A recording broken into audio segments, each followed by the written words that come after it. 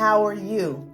So listen, this is the very first episode of Career Conversations with Felecia Eaton with special guest Shannon Higgs. I cannot tell you how long I have wanted to have her in this chair, like forever. And let me introduce you to this beautiful, sweet young lady. Shannon Higgs is, first of all, she is my first cousin. Like my mom and her father, brother and sister. Like it's for real, okay? Right, Shannon? Yep. So this is a real relationship. This is not anyone that I just met no, this is real. This is like from day one. And there was a picture, remember that picture I posted of us where you were like 2 or 3 years old at my college graduation. Yeah. And then I was at your college graduation. Yeah. Oh, Shannon. I call her Shannon Pooh. Well, listen, Shannon, we are going to jump right in. So, again, first episode of Career Conversations with Felecia Eaton, which is me, founder and CEO of Felecia H. Eaton, LLC, and with special guest Shannon Higgs. Yay. Yay. So welcome, Shannon. Thank you for having me. Oh my gosh, you are here. So let's get right into it, Shannon. So I launched a career progression course on January 1st. But before I launched this course to the world, trying to help them promote on their jobs, trying to help them become better interviewers, better networkers on the job. Before anyone else got it, you were able to go through the course first. I was. Oh my gosh. So, and just the results and the outcome that you've experienced has been amazing. Your story is amazing all by itself. And so I wanted you to come here and talk to the people. Tell the people about your story. And Shannon is the first guest. She will absolutely not be the last guest. But I want to bring people to you, real people to you, to show you that obstacles are going to come. They are not going to stop. They are going to keep coming. But what you have to do is learn how to take those jabs and keep walking. How to take those jabs and keep moving, how to take those jabs and overcome and still accomplish your goals. And that's why Shannon is in this chair today. So, Shannon, I have like 7 questions. Okay. All right? And, we're just going to go with it. All right. You got it? All right. So, first question. Okay. All right. So, tell me about your story. And when I say your story, like, where you're from, where you live now, schools you've attended, and then what dreams do you have for your life? So tell us who Shannon is. All right. So Shannon is just your ordinary girl. Ordinary girl, no. So I was born and raised in Memphis, Tennessee. I actually attended a high school here at Kirby High School. I graduated from the University of Memphis with a bachelor's degree in African American Studies and Sociology. Yeah, and I don't have any kids. I have 2 lovely dogs. And what are their names? Sir Griffin and Master Blue. Sir Griffin and Master Blue. Okay. All right, let's go. Yes. Keep going. All right.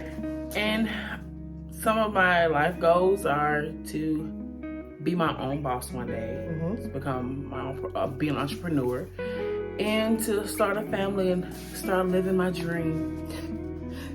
Yeah. But not living life, because you're living life now. I'm living life now. I want to live, like, be, say it again, Shannon. Be in my dream. Say it again, Shannon. Live. Okay. And really be in my dream. Yep. Gotcha. It won't be a dream, it will be reality. Reality. So you want to walk in your reality. Yes.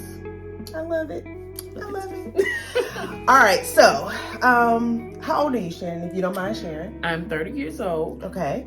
How many jobs have you had since graduation? Since graduation, I've only had 1 job. 1 job. Okay. Did you have a lot of job offers? I only had 2 job offers at the time. Okay. Okay. All right. Well, let's keep it moving. Okay. All right. So next question. Let's talk about your career story. So I just asked you about, how many jobs you've had, but let's talk about your career story. What industry are you in? How long have you been in the industry? And then I'll move on with the next part of that question. Okay, so I work for a nonprofit hospital in the fundraising sector.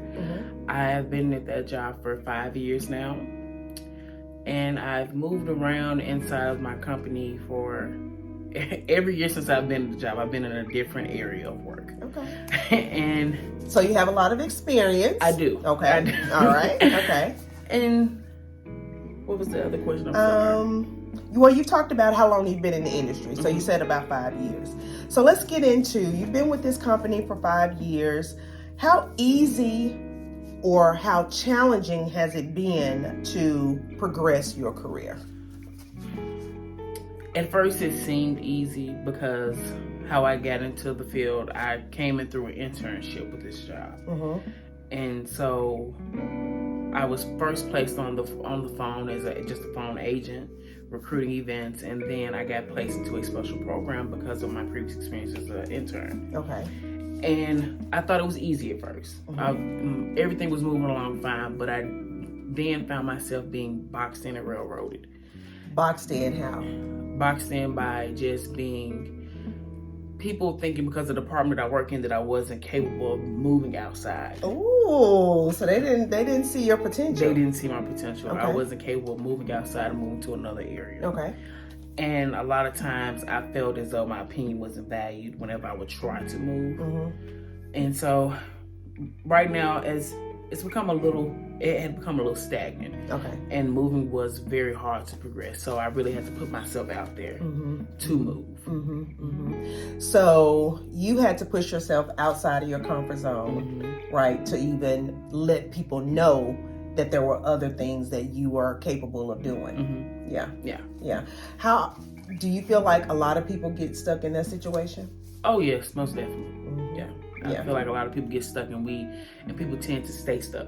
Ooh, stay stuck. They get comfortable in being stuck. Comfortable with being stuck? That's not good.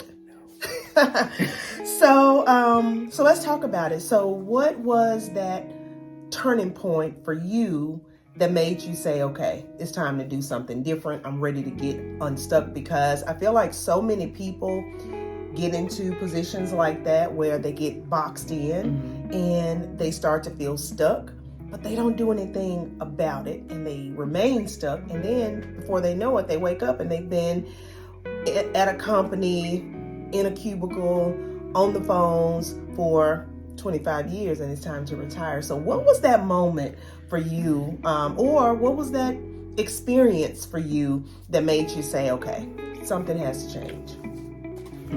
There was more than just a moment. There were moments. Okay. So I was on this one team and it happened right when the pandemic started. And so I worked this job for a year before the pandemic happened, and I was comfortable in that role, and I knew exactly how to do it. So when the pandemic started, I was transitioned to have more work added to my book of business. And so with that, I was capable of doing the work, and I was calling the people and making sure everything was taken care of. When another job opportunity came up with inside of that department I was working in, I was told by my director that I was not smart enough and I didn't have the right speech pattern to go after that job. That my diction wasn't well. Wow. So that hurt me. I can imagine. Yeah. Someone telling you that basically you're not good enough. And so I took that and I just walked away with my tail between my legs and said, okay. And then there were other moments that happened also during that time that really broke me. Yeah. Personal within personal relationships. And in my private life, it started to affect my work life. And so let's put a pin in that for a second, because a lot of people don't realize that your personal life, if you're not strong enough, your personal life will carry over into your work. And when your personal life carries over into your work and you're not able to perform and do the things that your job is asking you to do, then that's when people start seeing you a certain way. Yeah. And that's when that boxing kind of comes in. So with my personal life seeping into my work life, it put me into a deeper box. So I was already in a box that got placed into a bigger box. And so I couldn't move. Ooh. And it affected everything. Yeah. And so what ended up happening was they ended up moving me from that position because I wasn't able to do my work. And I got bumped all the way down to another role that was less pay and very little experience. So the key word there, I think, for what I'm hearing and for anyone that's watching is down. So are we talking demotion? Yes. Okay. So how did all of that weigh on your emotions, your psychic, your mind, It weighed heavy. I felt like I was worthless and I was useless at that point. I didn't understand, how could I let myself get this low? So you were blaming yourself. I was blaming myself at this point. And I didn't understand, how could I let myself fall to a point where I couldn't get back up and I lost my job. And it was really hard to get up and get motivated every day to even move about, to just get out the bed, to go hop on the phone and be like, hey, thank you for calling. I couldn't even do that. Wow. So, yeah. That's real, Shannon. And so at that point, we put a pin in that. We're talking emotions. We're talking mental health, right? We're talking depression. And if we can all be honest, if I can be honest, we all have had our bouts with depression. Those moments where we're down and there is nothing that can get us back up. But who was calling you, Shannon? You. I was calling. Yeah. She was annoying me. I was calling. Cousin, what you doing? Where you at? What's going on? Right? And we all need those people in our lives. Yeah. Right? Yep. Yeah. Because I wanted to disappear, and I thought I was doing pretty well for myself by disappearing. But no. She wouldn't let me disappear. I was calling her mama, her brother, everybody. Where is she? Tell her call me. I would leave like these long paragraph messages on her phone. She would call me by my full government name and my nickname. And she knew at that point, you better call me. I was in trouble. Yes, you were in trouble. All right, so, but you made it through that, right? So I don't know. Let's just put a pin there and let's talk about how you overcame that, right? So I don't know if that's where I came in and how we started to, not network, but navigate that program. So let's talk about how you overcame that, because I don't want this to be just an opportunity for people to come on and tell their stories of how they were down. I want you to hear how they overcame, right? So tell the people so how you overcame. What were those? What did that look like for you? It was you calling that helped me overcome. Because at that point I was okay with being stuck. I was just like, you know what, I'll just take what I can get as long as I have a job and my bills are getting halfway paid. Halfway. Woo. And so that adds to the depression when you can only halfway pay your bills, because then you have people calling your phones and you don't know what to say. And I know that because I've been there. Yeah. Right? Okay, go on. So that's when you called and you was like, hey Shannon, I got this program. I want to try it out.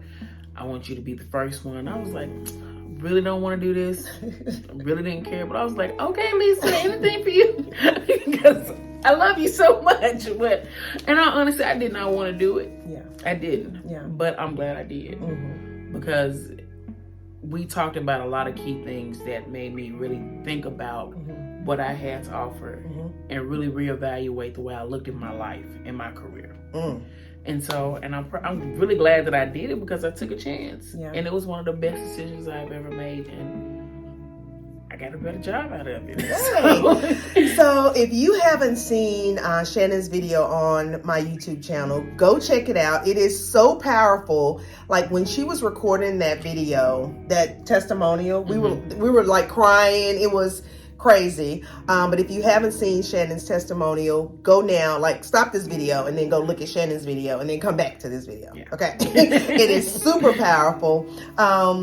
So we went through the program, and I'll be honest with you, the first week it was crazy. Our first conversation, I think we both were crying because when you're trying to change your life and when you're needing to change your life, there has to be a sense of transparency with yourself as well as the person that you are trusting with this information. You got to be honest, right? We have to be honest and say, I need help, and this is why I need help, right? Right? So that first conversation was tough. It was really tough because I didn't want to be honest with anyone. I wanted to hold in everything and keep it to myself as to what was going on. Because I'm really very private and keep a lot of stuff in. Yeah. But I'm glad that I talked it out and had somebody there to, Shannon, what's wrong? Because I'm usually always a person in my friend groups. What's wrong with you? And I take on everybody's problems. Nobody's there for me. Who counsels the counselor? Exactly. Hey. We all need help. We all need that person that we can confide in, that we know that when we say something to you, it's not going to be around the world. Yeah. Right? So the first conversation was major. But the second meeting was supposed to happen, and I got that message from you, and you were like, hey, Lisa, and she calls me Lisa. She said, hey, Lisa, can we reschedule? I'm not able to. And I was like, oh, no, she's going to quit. She can't quit, right? And so because I had gone so hard in contacting her before, I just sat on it. I said, okay, I'm here when you need me. That was my response, and I waited. And then out of the blue, you sent me the message, hey, Lisa, can we get started this Sunday? I was like, yay, she's back. She's back. I didn't quit. She did not quit. I didn't quit. So you did something that you didn't want to do. You worked with me and you really weren't even sure how it was going to turn out, but you did it anyway. Yep. And that's how we have to approach life, especially when we're trying to change our lives. We have to do those things that we are not even sure how it's going to turn out. But if there's even an inkling of hope, take a chance, right, Shannon? Take a chance. Tell her. Take a chance. Take a chance. Take it. So let's talk about preparing. When you took your first job, Shannon, were you prepared for going into the workforce? And then were you prepared for the interviews? And then how prepared were you after you went through my program? When I first graduated college, no, I was not prepared for anything. I was not prepared to go out in the world to interview with anybody. Yeah. And so that's another thing that stopped me from taking the other job offer that I had, because I already knew this company. I knew I was going to get the job because I was already an intern. Right. And so I knew I was okay. Yeah. I took the easy route. The easy route. Yeah. And so, and I know that kind of stopped me, and I wasn't prepared to have interviews that really moved me on in my career. Yeah. And so, no, I was not prepared at all. So after the demotion, and then you realize, okay, it's time to do something different. And you and I started talking, and you said, okay, there's a job opportunity. I need to interview for it. Yeah. Were you prepared at that point after working with me? Yes, after working with you, I was very much so prepared. My confidence went through the roof. My readiness to answer questions and ask questions, which are very, very key to ask a question at the end. Yeah. And that really propelled me and made me feel so much better by taking that course to get myself ready to interview. All my supervisors and everyone who interviewed me said that it had changed, that everything was so much better, and I spoke with such motivation and such self-confidence that I had it, that I knew what I was talking about. Just like they knew that I knew my work. My interview, they had the feeling that Shannon knows what she's doing. Shannon knows what she's doing. Shannon has been practicing. So let's just talk about the interview first, real quick. How many questions did you have prepared for the interview? I had 4 questions prepared. 4 questions. Okay. How many questions did they ask you? They asked me 6. 6 questions. So the 4 questions that you had for them, did it spark conversation? It did. Okay. It did. Okay. Because I know one question I asked about how did it go? I asked them exactly how did they feel about mentoring and how did they develop their employees on their team. And my current supervisor now who interviewed me, she sat back in that chair and she said, "You know what, Shannon? I never really thought about that." She said, "But thank you for bringing it to our attention." And now we're working together, me and another director, we're working together to develop a program to train and develop their employees on their team.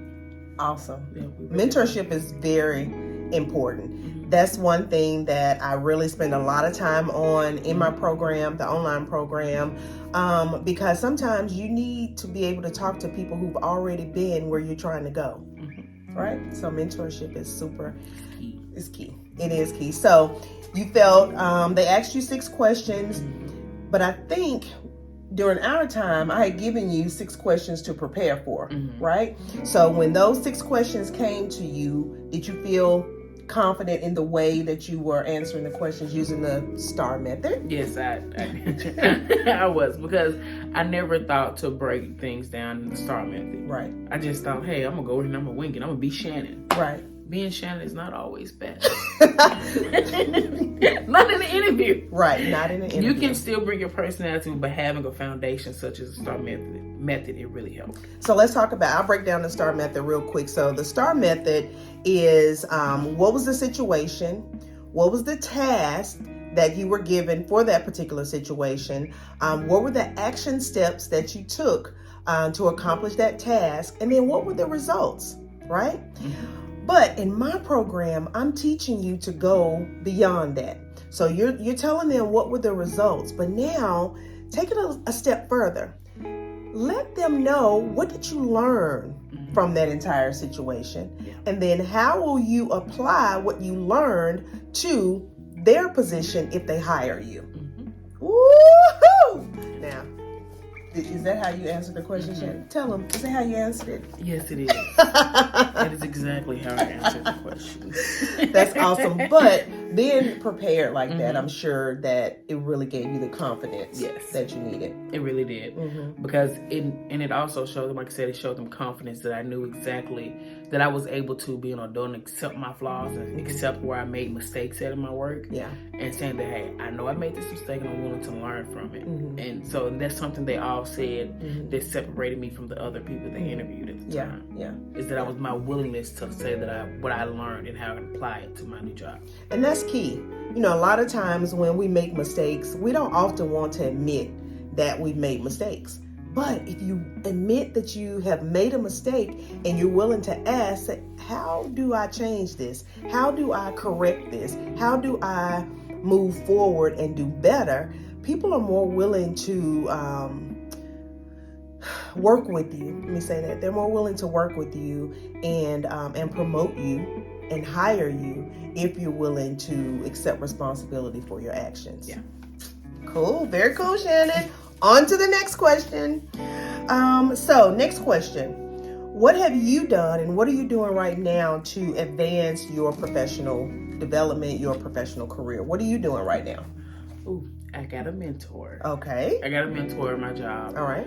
She's a senior director. Okay. So I'm glad I did that because she knows that I have big dreams and ambitions. Ooh, big dreams and ambitions. I love it. And so she's not only helping me with my work there at the company, but also my personal, whatever dreams and things I want to do outside of work. Okay. She's also trying to introduce me to her friends who are entrepreneurs and stuff like that. Awesome. Well, I would just advise you continue to have a mentor. And if you want to pick up a couple of mentors, like I'm a giving mentor, like I'm never gonna leave you. I'm always here. But it's always good to have more than one. So I'm excited for you to have a mentor at work, and make sure that you keep time on the schedule with your mentor, and make sure you protect that time. And when I say protect that time, meaning don't let any other distractions from the outside make you have to send a text message, say, hey, I can't meet today, I gotta, right? Protect that time. If anybody else tries to put something on your schedule during that time, you say, no, I have a meeting at that time, I can't, right? I can't meet at that time. Protect that time. Okay? I keep a standing meeting on my calendar at work. Awesome. So nobody can touch it. Awesome. All right, Shannon, we are getting to the end here. This is probably one of the most important questions that I can ask you. What advice would you give to someone who's just entering the workforce, or someone who's feeling stuck? Now, this is your chance. This is your opportunity, Shannon. Just entering the workforce, my advice would be, don't let yourself get boxed in. Don't let a label keep you where you are. Because sometimes when we get into work, we think, oh, I have this new title or this new role and I'm okay. And not all the times. It's okay to say, you know what? I think it's something else better out there for me. Take a chance on yourself. Don't get scared, and don't think that you're hurting as anybody because you want to apply for another position. Don't make friends make friends at work, but don't let your friends at work stop you from applying for that same position that you both want. Because I did that. Oh, we didn't even get into that, Shannon. We have to. This is only a 30-minute podcast. What is wrong with you? Oh my God! Oh, how dare you throw something like that out, Shannon? I mean, it's just true. That's something that I went through when I first came in. Okay. And then, for someone who's stuck, take that chance and get out of there. If you feel yourself getting stuck and you see there's something that you want to do, or you feel that there's someone that can help you, reach out to them, because you never know what that person has for you or what else is out there. Never let your fear stop you from moving. And I've learned that a lot from working with Lisa. I had to get out of my fear. You use your fear as a propulsion. You let that fear get in that gas tank, you go. You do not let that fear stop you and keep you stagnant in life.